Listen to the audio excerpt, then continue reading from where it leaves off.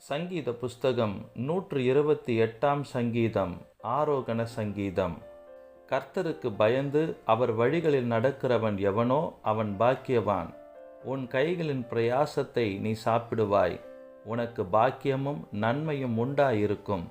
உன் மனைவி உன் வீட்டோரங்களில் கனிதரும் திராட்சை கொடியைப் போல் இருப்பாள். உன் பிள்ளைகள் உன் பந்தியை சுற்றிலும் ஒலிவ மர கன்றுகளைப் போல் இருப்பார்கள். இதோ, கர்த்தருக்கு பயப்படுகிற மனுஷன் இவ்விதமாய் ஆசீர்வதிக்கப்படுவான். கர்த்தர் சீயோனிலிருந்து உன்னை ஆசீர்வதிப்பார். நீ ஜீவனுள்ள நாளெல்லாம் எருசலேமின் வாழ்வை காண்பாய். நீ உன் பிள்ளைகளின் பிள்ளைகளையும் இஸ்ரவேலுக்கு உண்டாகும் சமாதானத்தையும் காண்பாய்.